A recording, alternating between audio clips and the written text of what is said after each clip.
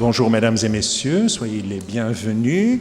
Je souhaite aussi la bienvenue à monsieur Daniel Payot, adjoint à la culture pour la ville de Strasbourg, et à madame Mariana Tchelkova, adjointe à la culture pour la ville de Colmar. J'excuse en même temps monsieur Michel Semmelweis, adjoint à la culture de Mulhouse, et monsieur Yvan Hauss, directeur de la DRAC. Et je passe maintenant la parole d'abord à notre ancien président, je dois le dire, monsieur Daniel Payot. Merci beaucoup. Oui, il me revient aujourd'hui une tâche très agréable qui est celle de vous présenter notre nouvelle présidente, Mariana Tchelkova, qui prend donc les fonctions de présidente depuis le 1er mai. C'est une date qui d'ailleurs maintenant restera dans l'histoire pour cette raison-là. Donc Mariana nous apporte ce petit côté exotique méridional puisqu'elle vient de Colmar. Mais elle nous apporte surtout beaucoup d'enthousiasme et beaucoup de compétences dans le domaine musical en général et dans le domaine de l'art lyrique en particulier. Bon, quant à moi, ce que je voudrais dire se limitera peut-être à deux remarques. Après ces 2 années de présidence, vous savez que la présidence échoua de façon rythmée, normalement, tous les 2 ans, à chacune des 3 villes qui composent le syndicat intercommunal. Donc avant moi, c'était Mulhouse avec Michel Semmelweis. J'ai assuré ça pendant 2 ans et maintenant, ça sera Mariana au titre de Colmar. Bon. Ce que je retiens de ces 2 années, c'est d'abord que les décisions et les réflexions qui ont lieu dans le cadre de l'Opéra national du Rhin sont essentiellement collectives. Et je suis content de pouvoir souligner ce point. Bien sûr, il y a un président, des vice-présidents, mais en réalité, tous les points importants sont discutés et abordés de façon collective. Et je crois que ça correspond bien à l'échelle de la gouvernance, comme on dit maintenant, à ce qu'est cette maison d'opéra sur le fond, qui regroupe énormément de personnes différentes, de métiers différents, qui travaillent ensemble et qui, ensemble, font de l'Opéra national du Rhin, cette maison que nous connaissons et, pourquoi ne pas le dire, dont nous sommes fiers.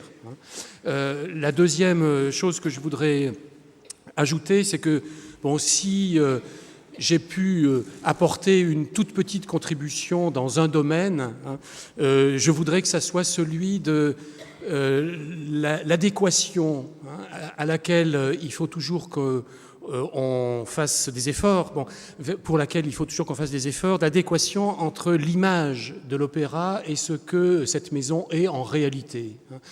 En réalité, vous le savez, l'Opéra national du Rhin, depuis de nombreuses années, fait des efforts très conséquents, très réels, très effectifs, dans le domaine de l'action culturelle, dans le domaine de l'ouverture à la jeunesse, dans le domaine de la démocratisation en général.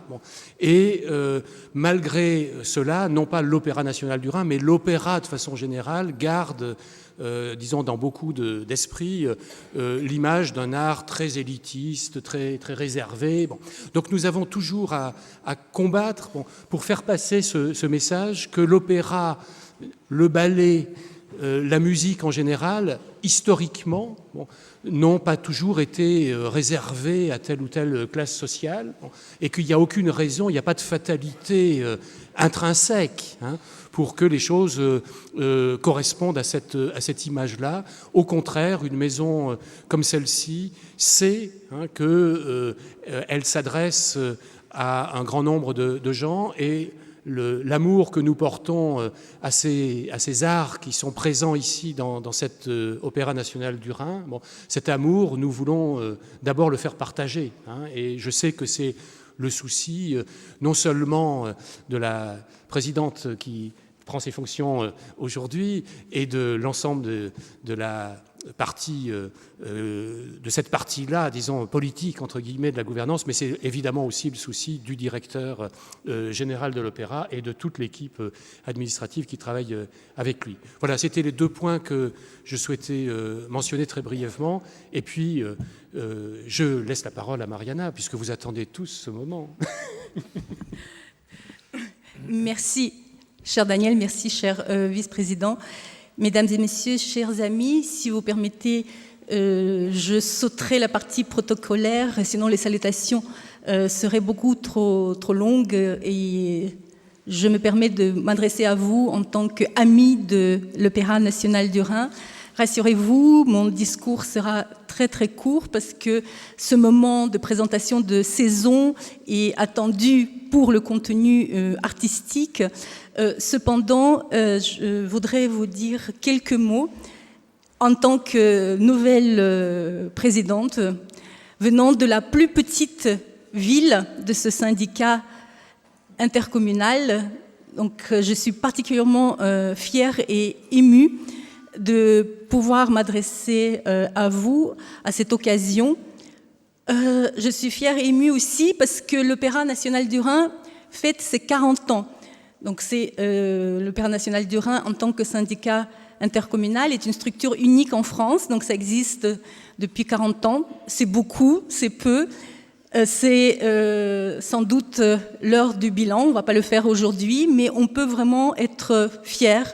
Daniel Payot l'a dit, nous sommes, nous les élus, très fiers de l'accomplissement de cette maison qui, au cours de la saison passée, s'est renforcée, la réputation nationale, internationale. On a eu beaucoup de prix, on est très fiers. Je me permets de réinsister sur ce point. J'ai été vraiment très très fière que la Nuit de Gutenberg, qui a été la commande de l'Opéra national du Rhin, a obtenu la victoire de la musique classique. Et c'est aussi une satisfaction pour nous de savoir qu'il y a eu 100 000 spectateurs, que la maison se porte bien et que de la vie générale, la programmation reste à la fois très exigeante, très riche et aussi permet le croisement de public. Daniel Payot l'a mentionné, je pense qu'il est en effet très important que l'opéra ne soit pas perçu comme une tour d'ivoire. Et l'Opéra national du Rhin n'est pas une tour d'ivoire, les chiffres le prouvent. Alors nous attendons tous la présentation de saison, mais il me tient à cœur, et je suis très sincère, de remercier à l'occasion de cette conférence de presse les gens qui œuvrent pour que l'Opéra national du Rhin soit la grande maison que nous connaissons. Beaucoup de ces gens-là ne sont pas sur scène, donc ils œuvrent en coulisses. Daniel l'a mentionné, je suis une professionnelle du domaine du spectacle et je sais ce que ça représente et je sais ce qu'on doit à des gens qui ne sont pas sur scène, qui œuvrent en coulisses, mais sans eux, rien ne serait possible. Alors je tiens, au nom de notre comité et en mon nom propre, avant tout, remercier Marc Lemeur. Marc, c'est sincère. J'espère que je serai une présidente aussi efficace que discrète. La deuxième partie va être un petit peu plus dure, vu mon tempérament. Mais je voulais vous remercier, Marc, parce que c'est vrai que vous avez beaucoup apporté et on apprécie énormément, d'une part, l'ouverture à l'international, les chiffres très spectaculaires, 23% du public allemand, je trouve que c'est vraiment tout à fait remarquable. Et aussi, à la fois de programmer des œuvres très grand public et des œuvres rares. Donc je pense que notre maison est la preuve que l'exigence de la programmation peut être compatible avec l'ouverture au grand public. Merci beaucoup. C'est aussi l'occasion, je ne peux pas les nommer tous, parce que l'équipe des salariés de l'Opéra national du Rhin, c'est 250 personnes, alors vous imaginez, on y sera encore demain matin. Mais je tiens vraiment à les remercier, je tiens à remercier toute l'équipe de l'administration et les services administratifs et financiers, parce que l'argent, c'est le nerf de la guerre. Je tiens à remercier toute l'équipe que vous voyez jamais, qui est l'équipe de la production artistique, parce que sans eux aussi, ça ne pourrait pas se faire. Je tiens à remercier, bien entendu, toute l'équipe de la communication, toute l'équipe des services, de la service presse, Je tiens à remercier tous nos partenaires, qu'ils soient publics, qu'ils soient privés, qu'ils soient des particuliers, et donc aussi les personnes qui œuvrent dans le domaine du sponsoring et du mécénat. Je tiens à remercier toutes les personnes qui œuvrent pour renforcer cet aspect jeune public. C'est un travail très important et parfois très ingrat. Je tiens bien entendu à remercier l'excellence de nos services techniques. Je ne peux pas les énumérer, les costumes, les décors. Et il m'appartient aussi de remercier non seulement les chœurs, non seulement la maîtrise et leur directeur, mais également mon opéra studio colmarien, je suis quand même colmarienne, et son directeur Vincent Monteuil, qui fait un excellent travail. Nous accueillons en 2012 la 3e promotion de l'opéra studio et on est très très fiers parce que certains de nos pupilles ont pu intégrer des opéras assez prestigieux comme l'opéra de Zurich, qui est un des meilleurs opéra en Europe. Je tiens également à remercier notre collègue Milouzien n'est pas là, à remercier le ballet du Rhin, le ballet national. Je vous rappelle que c'est un centre national chorégraphique, les danseurs et toute l'équipe d'encadrement et de l'administration. Et vous êtes déjà bien entendu au courant que le ballet, il y aura un passage de témoins. Donc nous remercions très chaleureusement Bertrand Datt pour ses 15 ans d'activité à la tête du ballet, et Marc Lemeur va en parler plus en détail. Nous accueillons un nouveau directeur de ballet qui est Yvan Calagari.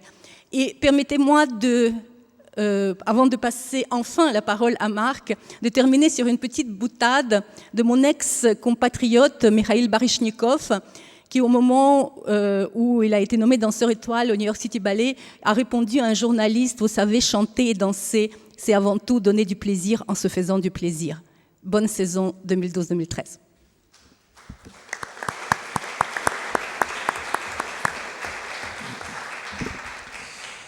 Comme Mariana Tchelkova l'a dit, vous attendez la présentation de la nouvelle saison et je vais encore demander votre patience parce que nous vivons un moment spécial dans l'histoire de l'Opéra national du Rhin.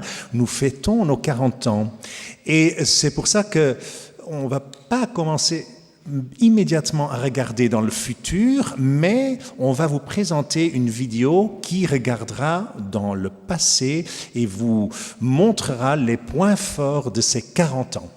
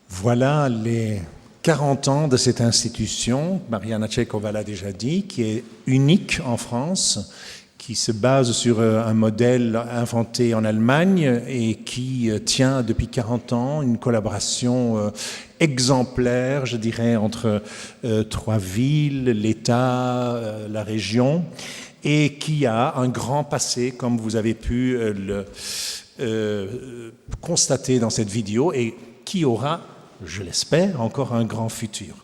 Je vais encore vous embêter un peu avec quelques chiffres. Mariana Tchekova en a cité quelques-uns. Donc, c'est vrai, nous avons plus de 100 000 spectateurs, 3 500 abonnés, 92% de remplissage sur les représentations lyriques, 75% sur le ballet, ce qui donne un remplissage moyen de 86%.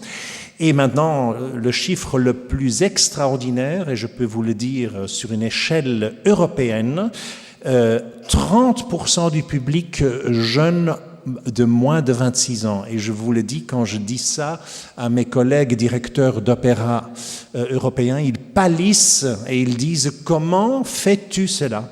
Mais c'est pas moi qui a fait ça. Oui, ça a encore augmenté sous ma direction. C'est un travail de longue haleine du service jeune. Mais c'est vrai que les chiffres ont encore grimpé depuis mon initiative de programmer chaque année un opéra pour enfants. Et je vais vous l'annoncer plus tard, que cet opéra pour enfants est un tel succès que la saison prochaine, on le jouera uniquement cette production-là, 29 représentations. Donc c'est en hausse permanente. Aussi, Mariana Tchekova l'a déjà cité, le public étranger, et c'est donc surtout un public germanophone dans cette zone transfrontalière, a grimpé jusqu'à 23% du public. J'ai vu récemment des chiffres de l'Opéra de Paris, et moi je m'imaginais toujours que dans cette ville mondiale, chaque Américain, chaque Chinois, chaque Japonais allait une fois au moins à l'Opéra Garnier, peut-être pas à Bastille, mais à Garnier, et j'étais étonné de voir que l'Opéra de Paris n'a que 10% de son public qui est étranger. Eh ben, nous avons 23% du public qui est étranger, donc je peux vraiment dire que l'Opéra national du Rhin est un vrai ambassadeur pour la France, et c'est pour ça aussi que nous avons rajouté, comme vous le savez, la mention Opéra d'Europe dans notre logo. Mariana l'a dit déjà aussi, Mariana a déjà mentionné beaucoup de choses.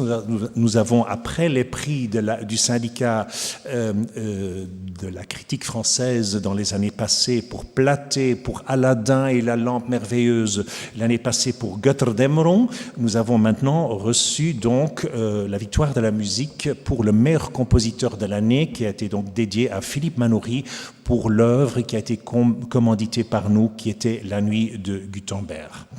Et puis, encore une chose avant l'annonce de la nouvelle saison, puisque ces événements se déroulent encore partiellement dans la saison actuelle, nous fêtons nos 40 ans avec plusieurs manifestations. La plus importante, si je puis dire, ce sera que nous nous joignons au concert traditionnel des Deux Rives de l'Orchestre Philharmonique de Strasbourg, donc dans le jardin des Deux Rives. Et cette année, donc, ce concert sera entièrement dédié aux 40 ans de l'Opéra national du Rhin. C'est-à-dire, il y aura Marco Letogna, le nouveau directeur musical. Il y a évidemment l'Orchestre Philharmonique de Strasbourg, nos chœurs, le ballet va danser et 3 solistes qui ont chanté beaucoup dans le passé ici et qui sont devenus internationalement connus. La soprano Mireille Delanche, le ténor qui est vraiment devenu une star, Joseph Caléja, et le baryton Georges Pétéan vont chanter évidemment des airs très connu, notre chœur chantera des chœurs très connus et le ballet aussi dansera des fragments parce qu'on aime et on aimerait atteindre un public de 10 000 personnes qui visite normalement ce concert du Jardin des Deux Rives. Et je peux aussi vous annoncer, puisque nous avons une politique très transfrontalière, et que ce concert se fait au pied d'un pont de piétons qui relie deux pays, donc qui est vraiment un pont symbolique, que la présentation de ce concert sera entièrement faite bilingue, parce qu'on sait qu'il y a beaucoup de public qui traverse ce pont pour assister à ce concert.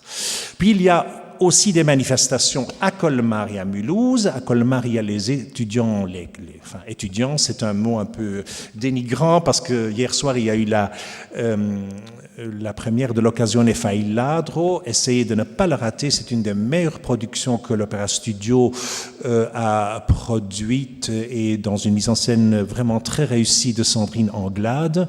Et il y avait un critique du journal Opernwelt, de la revue Opernwelt, qui disait « Mais ce niveau de ces solistes dépasse de loin certains théâtres de province ». Et donc, je dis donc que le mot étudiant, c'est presque, trop peu, mais donc les solistes, c'est mieux de le dire comme ça, de l'Opéra Studio se produiront dans un concert dédié aux 40 ans de l'Opéra National du Rhin dans le festival de musique de Colmar. Et au printemps, il y aura aussi une manifestation à Mulhouse où les danseurs se produiront dans des répétitions et dans une journée porte ouverte du ballet à la Filature. C'est au mois d'octobre, je crois. Bon. Donc ça sont plein de manifestations autour des 40 ans, mais maintenant évidemment on passe à la saison prochaine et déjà vous allez voir qu'en début de saison il y a presque une prolongation de cette idée de aller au Jardin des Deux Rives, parce qu'il faut savoir que j'aimerais développer de plus en plus dans les années à venir la politique que l'opéra doit plus sortir de ses murs. Il y a pour cela beaucoup de moyens. Évidemment, on peut faire des concerts pour un grand public comme les Deux Rives. Le désavantage évidemment de ces grandes manifestations, c'est toujours qu'il faut amplifier le son. Et moi je dis toujours d'une façon peut-être un peu populaire, mais ce qui rend l'opéra sexy, c'est justement le fait qu'un chanteur développe un tel son qu'il peut dépasser facilement le volume d'un orchestre symphonique. Et ça, c'est évidemment uniquement donné aux chanteurs classiques qui travaillent sans micro.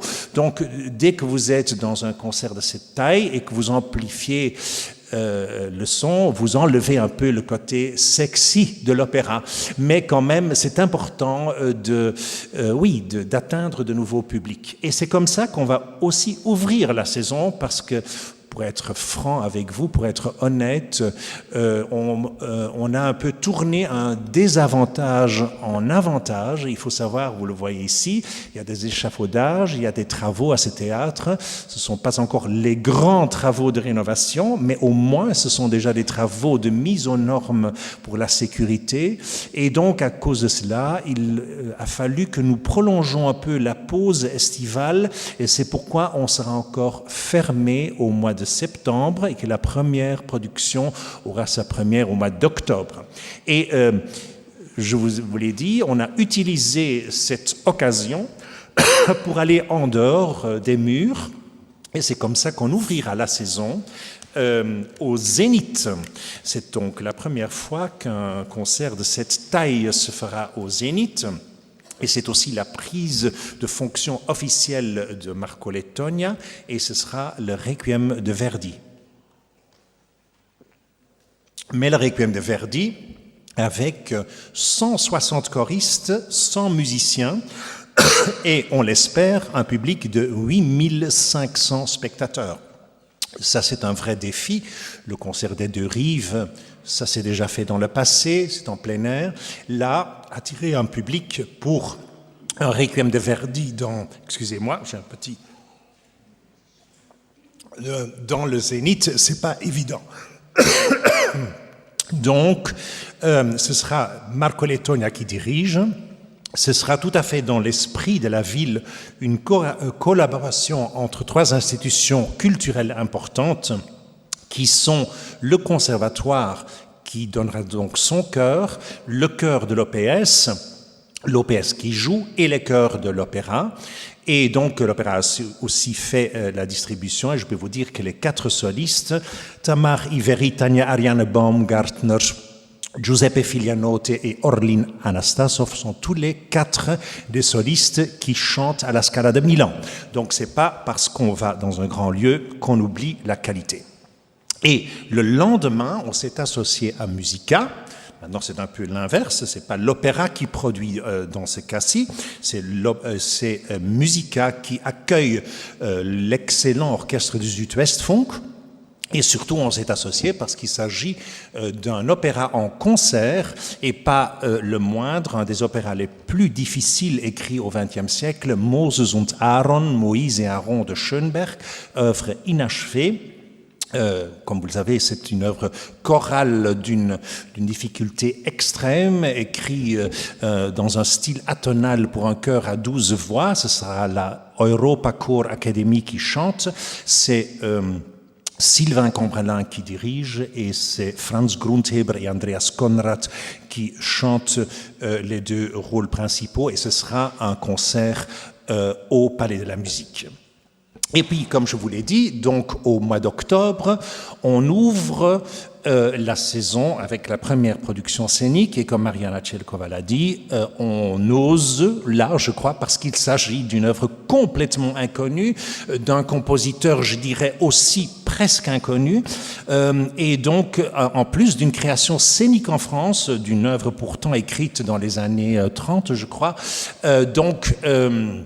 là, c'est vraiment quelque chose d'assez osé. Il s'agit de Der ferne Klang, le son lointain, qui est de Franz Schreker. Franz Schreker était un de ces compositeurs de la génération donc indiqué par les nazis comme dégénérés puisqu'ils étaient juifs, et donc grâce à une firme de disques, on les a redécouverts il y a 15 ans environ, parce que la firme de disques Decca avait repris l'expression des nazis qui était entartete Kunst pour l'art en général, et modifié en entartete Musik. Et sous ce label, ils ont édité plein d'opéras complets de Schreker, de Korngold, de Schulhoff, de Kurt Weill, de tous ces compositeurs qui ont dû s'enfuir pour le régime. Et grâce à cette édition, on a redécouvert ces compositeurs, dont Franz Schreker, qui écrit dans un style post-romantique. Ça fait penser à Mahler, ça fait penser à Richard Strauss. Et cette œuvre, elle aussi, elle est un peu symbolique, je dirais, pour le thème de cette saison, parce que le thème de cette saison est la quête de l'identité. Et qu'est-ce que c'est Der ferne Klang, le son lointain? C'est un compositeur qui cherche l'art idéal, qui cherche le son idéal et ne le trouve pas. Et aussi dans sa vie privée, la femme idéale, il ne la trouve pas non plus. C'est la quête de son identité. Pour cette œuvre magnifique et totalement inconnu, c'est Marco Lettonia aussi. Je suis très heureux que l'Orchestre Philharmonique de Strasbourg a de nouveau un directeur musical qui s'intéresse à l'opéra, qui sera beaucoup plus là que son prédécesseur et avec lequel on a de très beaux projets pour le futur. Et donc c'est Marco Lettonia qui dirige, et j'ai invité, je dirais, quelqu'un qu'on regrette parfois un peu à Strasbourg, c'est le grand retour de Stefan Braunschweig en tant que metteur en scène de cette œuvre de Ferne Klang. Vous savez que Stefan Braunschweig s'est toujours beaucoup intéressé à la culture germanique. Il a mis en scène tout un Ring, il a fait Loulou et Wozzeck.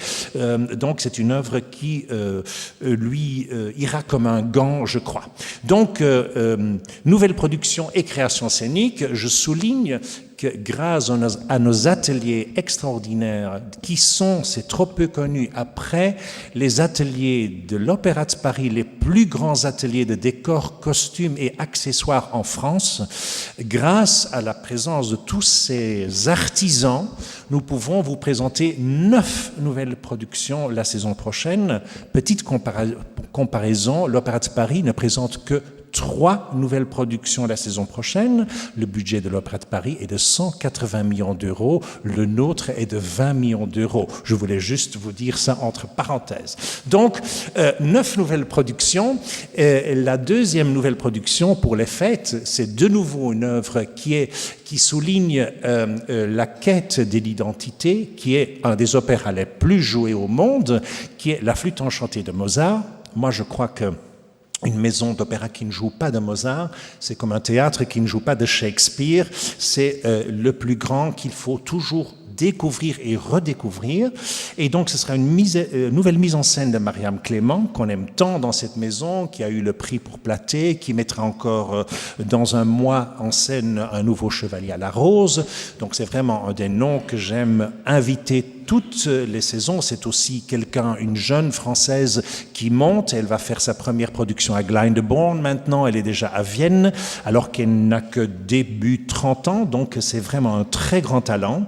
Et là aussi, un retour, je dirais, dans la vieille maison, parce que ce sera Theodor Guschelbauer qui dirige, grand spécialiste mozartien et ex-directeur musical de l'Orchestre Philharmonique de Strasbourg. Et comme vous le savez, La Flûte enchantée a besoin d'une très grande distribution. Je ne vous cite que les 2 rôles principaux, qui sont Sébastien Droit, qui chantera Tamino, et Olga Pasichnik, qui sera Pamina. Je l'avais déjà mentionné, un de nos grands succès des dernières années, c'est l'opéra pour enfants.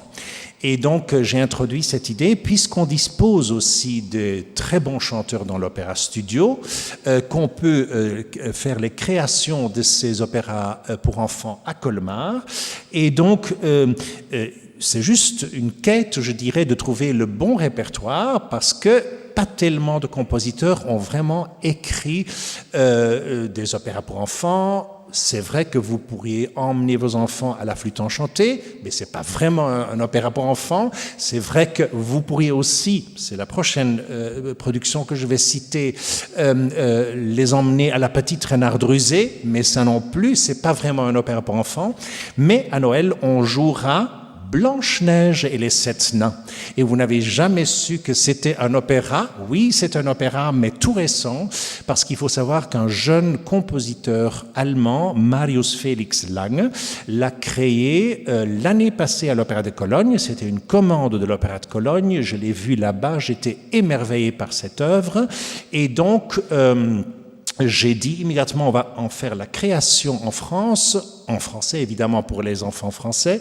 Donc immédiatement après la création en Allemagne, ce sera donc une nouvelle production ici qui sera mise en scène par Wout Kuchen, que vous connaissez, d'Aladin, de la Fledermaus aussi. Ce sera Vincent Monteil, le chef de l'Opéra Studio, et nos jeunes chanteurs du studio qui feront les rôles principaux. Je peux vous dire que c'est aussi une œuvre très drôle, parce que ça raconte fidèlement l'histoire de Blanche-Neige et les 7 nains, mais quand même avec quelques clins d'œil.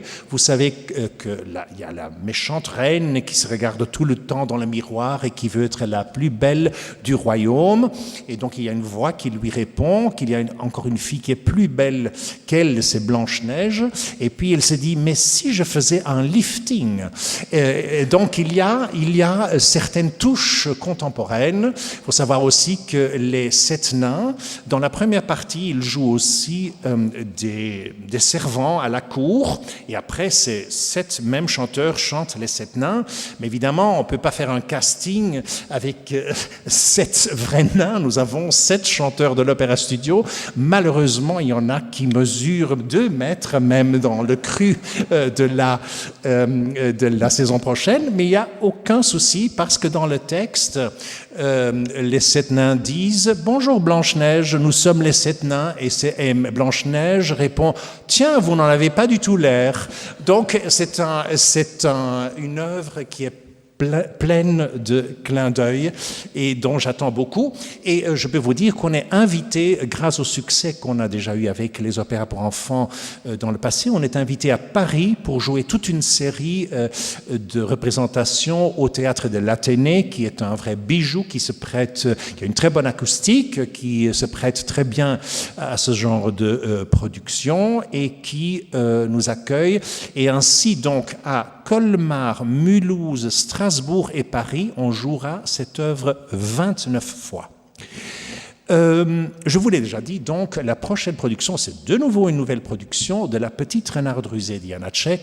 Vous savez, et je ne suis pas le seul, n'est-ce pas Daniel Payot, nous adorons Janáček, compositeur encore pas toujours assez reconnu par le grand public du XXe siècle. J'espère que les productions précédentes, Jenoufa, Makropoulos et Katia Kabanova, ont pu vous convaincre. C'est donc dans le même cycle qu'on continue avec La Petite Renarde Rusée, donc une nouvelle production de Robert Carsen, dirigée par Friedemann Leyer, et je dirais avec une distribution de luxe, puisque la renarde, c'est Rosemarie Joshua, cantatrice qui chante beaucoup à Covent Garden. Le renard, c'est Anna Esther Minutilio, et pour le rôle qui n'est pas vraiment un grand rôle du garde-chasse, nous avons même Scott Hendricks que vous avez pu admirer dans Richard III de Battistelli il y a 2 ans. Et puis, je peux vous dire que l'Opéra Studio est très actif l'année prochaine, puisque, et c'est même pas mentionné dans la plaquette, ils feront encore une création en France, si vous voulez, parce qu'il faut quand même, ça démontre aussi ce vidéo des 40 ans, cette maison a toujours été très courageuse dans sa programmation, dans le choix des œuvres. Et donc, comme ça, il faut savoir que la prochaine œuvre, Owen Wingrave de Britten, qui est un opéra pacifiste d'un jeune homme qui refuse le service militaire dans l'Angleterre assez sévère de l'époque. Et cette œuvre a déjà été créée immédiatement après sa création en Angleterre, en Grande-Bretagne. Il faut savoir que c'est un opéra que Britten a écrit pour la télévision. C'était une commande de la BBC et donc c'était d'abord montré à la télé puis joué aussi sur scène en Grande-Bretagne. Et la première production en France était en français parce qu'il n'y avait pas encore les surtitres à l'époque évidemment, et c'était l'Atelier lyrique du Rhin sous la direction et dans la mise en scène de Pierre Barra qui a joué ça comme première maison en France. Et maintenant, je vais vous dire une chose, parce que ça date d'il y a plus que 30 ans. Entre-temps, aucune autre maison d'opéra en France a joué cette œuvre. Aucune, alors que c'est quand même une œuvre moins connue, mais quand même du grand Benjamin Britten. Donc, nous sommes de nouveau la maison qui va le créer, si vous voulez, en anglais en France. Aucune autre maison en France n'a jamais joué cette œuvre. Ce sera un spécialiste anglais, David Cyrus, qui les dirige, et ce sera Christophe Guéral qui les met en scène, dont vous avez déjà vu une très belle production du Mariage secret avec le studio il y a 2 ans. Et après la grande production, je peux dire certainement en volume, des Huguenots que vous avez vu le mois passé, je trouve qu'un opéra national doit toujours faire au moins une très grande production par an.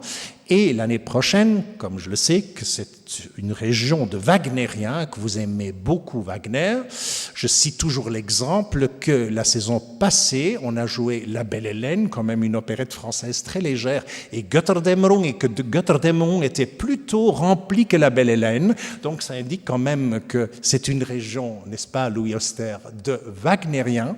Et donc on fera une nouvelle production de Tannhäuser.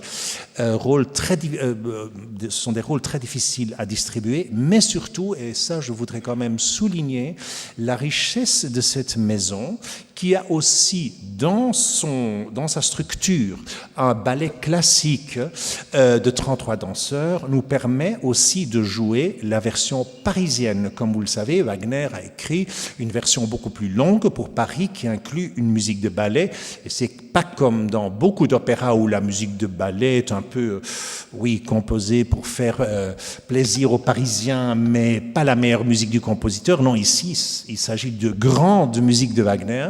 Et donc, on va faire cette version parisienne avec notre ballet. Ce sera dirigé par un jeune chef qui monte, qui va bientôt diriger à Bayreuth aussi, qui est Konstantin Trinks, un jeune Allemand, ou autrichien, je crois, oui. Et la mise en scène sera faite par Keith Warner, que vous connaissez déjà de Simon Boccanegra, qui lui a mis en scène déjà à Bayreuth Lohengrin, et dont on reprend la saison prochaine son ring entier qu'il a fait à Covent Garden. Et la distribution a quelques noms que vous connaissez. Barbara Havemann, qui a déjà chanté ici, sera Elisabeth. La célèbre française, je peux dire, Béatrice Uriamonzon sera Vénus. Et le rôle de Tannhäuser sera tenu par Scott McAllister. Donc là, c'est vraiment une grande production. Vous savez, c'est aussi un des fils conducteurs de ma programmation de programmer des œuvres françaises pas tellement souvent jouées. Et quand je vous dis ce seront Les Pêcheurs de Perles la saison prochaine, vous allez me dire mais ça c'est quand même un opéra très connu. Oui, c'est vrai, on connaît les airs, mais quand vous allez vérifier, il n'y a pas tellement de maisons qui jouent cet opéra en entier, je dirais. Il y a une raison pour ça, c'est-à-dire l'histoire qui se joue au Ceylan est un peu considérée un tout petit peu kitsch, et donc c'est pour ça que j'aimerais avoir quand même une relecture, et c'est tout à fait dans l'esprit du metteur en scène qui le réalisera, c'est-à-dire c'est Vincent Bousser, donc vous avez vu le magnifique Hamlet la saison passée, et qui veut tout à fait se concentrer sur le thème intéressant de cette œuvre, c'est que deux amis très proches tombent amoureux de la même femme, et si ça se passe maintenant au Ceylan ou à Manhattan, peu importe, c'est ce côté psychologique de l'œuvre qu'il veut souligner. Et donc, dans cette œuvre, nous avons, je dirais aussi, une très belle distribution, puisque le rôle de Leila sera chanté par une star française qui ne chante presque jamais en France. Ça arrive souvent, il y a des stars aussi bien dans les chanteurs que dans les chefs d'orchestre qui se produisent surtout à l'étranger. C'est Annick Massis qui tiendra le rôle de Leila. Donc, je vous ai déjà dit que c'est Vincent Boussard qui les met en scène, et je suis très heureux que nous avons pu, parce qu'il y avait un autre chef qui était prévu, qui a annulé, et en dernière minute, puisque c'est une nomination toute récente, on a pu encore engager le nouveau directeur musical de l'Orchestre symphonique de Mulhouse, qui est Patrick Davin, qui vient d'ailleurs de réaliser une très belle production à l'Opéra Comique à Paris le mois passé, de La Muette de Portici, qui était une production de la Monnaie de Bruxelles, et donc par hasard, il était encore libre, et donc ce sera le nouveau directeur musical de l'OSM qui dirigera Les Pêcheurs de Perles. Et pour donner raison à Mariana Tchelkova, qui dit qu'on ne programme qu'on programme aussi bien des œuvres rares que des œuvres très connues, j'ai voulu quand même terminer la saison avec un opéra très connu qui est Tosca de Puccini, parce qu'il y a des directeurs qui n'aiment pas Puccini, mais moi je ne suis pas de ceux-là. Et donc, c'est mon ami Robert Carsen qui avait déjà produit cette production à Anvers il y a 20 ans. Elle a fait le tour du monde. Elle était à Hambourg, elle était au Liceo de Barcelone, elle était à Zurich, et j'en oublie encore d'autres endroits. Et c'est pas la production d'Anvers qu'on va inviter, c'est celle de Zurich, qui est une copie de celle d'Anvers. Et c'est aussi une production qui souligne la quête de l'identité de cette femme, parce que dans cette production, vous voyez tout le temps qu'elle hésite entre la vie réelle et la vie de prima donna. Donc à la fin, elle ne sait plus si elle est sur scène ou si elle est dans la vie réelle. Et donc, je crois qu'on a une très belle distribution. C'est Daniele Calegari qui a tellement bien dirigé Les Huguenots qui le dirigera. Nous avons une jeune Tosca très belle qui est une chanteuse de l'Afrique du Sud, mais qui chante déjà beaucoup à Londres et qui chante des rôles comme Salomé, qui est Amanda Echalas. On a le célèbre baryton français Franck Ferrari qui fera Scarpia, et un jeune ténor italien qui monte, Andrea Carré, qui fera Cavaradossi. Maintenant, je saute la danse parce qu'on garde ça pour la fin, pour vous dire que je crois que nous avons pour les récitals pu attirer de chanteurs vraiment de réputation mondiale. Nous ouvrons avec la célèbre Jennifer Larmore, mezzo-soprano, qui fera un programme très mélangé. Nous continuerons avec une autre chanteuse française qui fait une carrière mondiale, qui est Véronique Jans, qui fera un programme plutôt, intégralement français. On continue avec le baryton américain qui, lui, est Don Giovanni à Glyndebourne et chante partout, Gerald Findlay. Nous avons aussi un ténor, peut-être moins connu en France, c'est le ténor comment est-ce qu'on dit, allemand, mi-allemand, mi-canadien, qui est Michael Schade ou Michael Schade, si vous voulez, qui chante beaucoup à Salzbourg.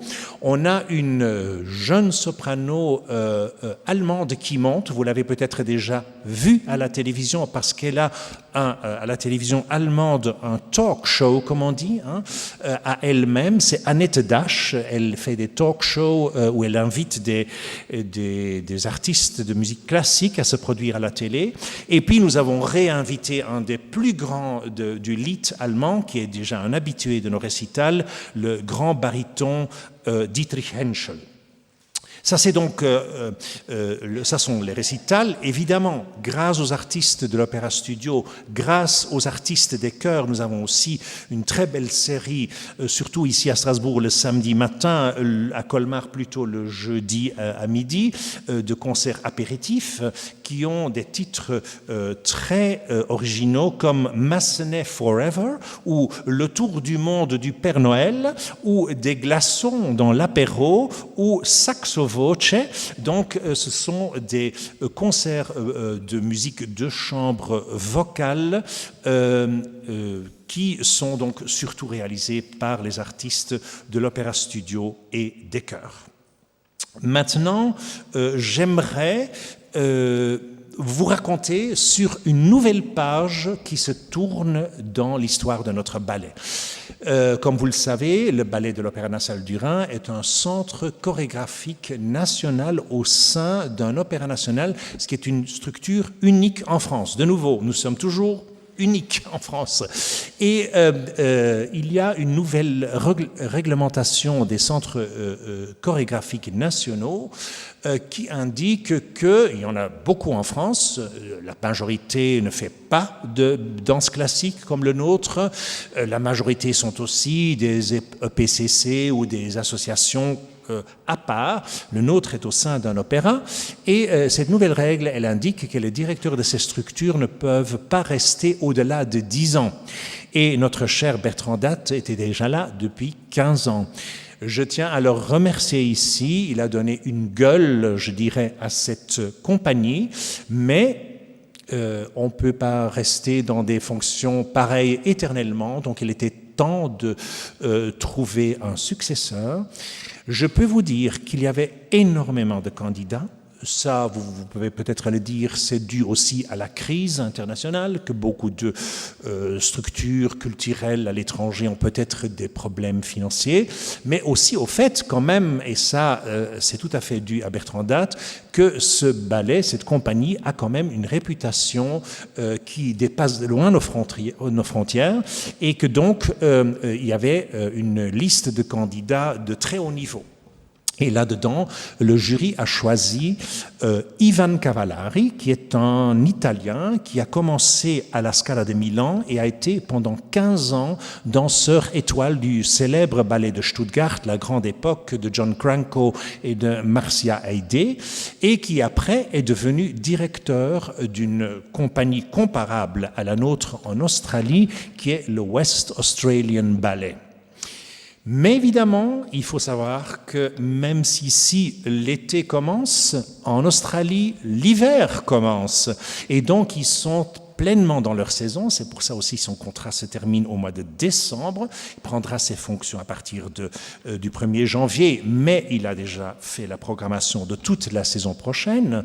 Et il se trouve quelques jours avant une grande première à Perth, en Australie-Ouest, donc c'est pour ça qu'il n'a pas pu être à cette conférence de presse. Mais il vous a enregistré son message, il est italien, il parle l'allemand parce qu'il a été longuement à Stuttgart, il parle bien l'anglais, il s'excuse pour son français, mais moi je trouve qu'il se débrouille pas mal. Passons donc son message.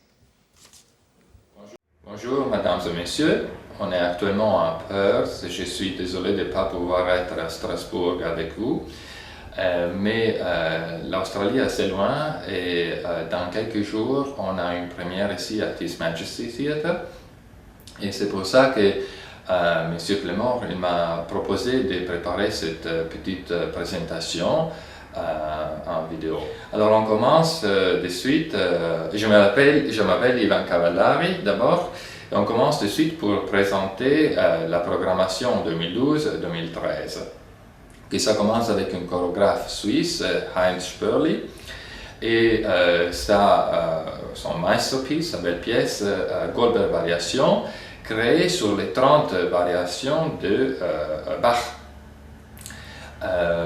Il a toujours travaillé depuis la première avec Alex Botvinov, son pianiste fidèle, un jour il m'a dit au téléphone que c'est presque à la limite de la vitesse. C'est une pièce très technique, pas seulement pour le pianiste, mais aussi pour les danseurs. Elle a été créée pour 34 danseurs. Et j'ai demandé à Agnès Letestu, étoile de l'Opéra de Paris, de me faire des costumes nouveaux et nouvel design. Voilà, et comme ça on termine l'année 2012 et on commence l'année 2013 avec une interprétation de Don Quichotte. Pour le Don Quichotte, j'ai essayé de trouver une ponte entre la chorégraphie contemporaine et le monde classique du petit pas. J'ai demandé à Rui Grassa. Rui Grassa, c'est un chorégraphe très intéressant qui avait déjà travaillé sur la même période de Cervantes, le 6e siècle. Il avait déjà travaillé sur une chorégraphie de King Sebastião et il avait déjà une connaissance de cette période. Et c'est pour ça que je lui demandais de travailler sur une pièce contemporaine, sur les visions de Cervantes, mais pas seulement. Aussi, j'avais intérêt de garder l'essence du petit pas. Alors, ça va être une mélange de la tradition classique, parce qu'on sait bien que sans petit pas, on n'aurait pas la danse contemporaine, et l'interprétation de Rui Grassa. Le troisième programme, c'est La Folie dans la danse, une soirée avec 4 chorégraphies, de hymnes, Dolly, Sweet, Sweet, Sweet et Bolero. Sweet, Sweet, Sweet, c'est créé par Marco Göcke dans le 2005. C'était créé pour le Stuttgart Ballet, avec une musique sacrée, tibétain sacré, et aussi de la belle voix de Jimmy Scott. Sweet, Sweet, Sweet, c'est aussi assez visuel parce qu'il y a beaucoup de ballons noirs sur scène. Bolero, c'était créé à Kiel et c'était créé par Stefan Toss. Stefan Toss, il a créé un morceau pour 6 filles qui mangent un petit gâteau et on va voir la réaction du sucre dans le sang, qu'est-ce que ça va donner. The Hymn, c'est une pièce par le chorégraphe Yuval Pic, actuellement à la tête du Centre chorégraphie nationale de Rieux-la-Pape, chorégraphe israélien. Lui, il va utiliser 6 garçons Dolly, je me présente comme chorégraphe, c'est sur la musique de Sergei Prokofiev, deuxième piano concerto. C'est une interprétation sur le monde génétique du cloning et un parallélisme sur le monde du surréalisme. Per Kind. C'était un désir de Mathieu Guillemot de créer ou d'interpréter les poèmes dramatiques de Harry Gibson sur la musique de Grieg, peut-être une musique la plus populaire. Merci beaucoup et à bientôt et salutations de Perth et du West Australian Ballet. Au revoir.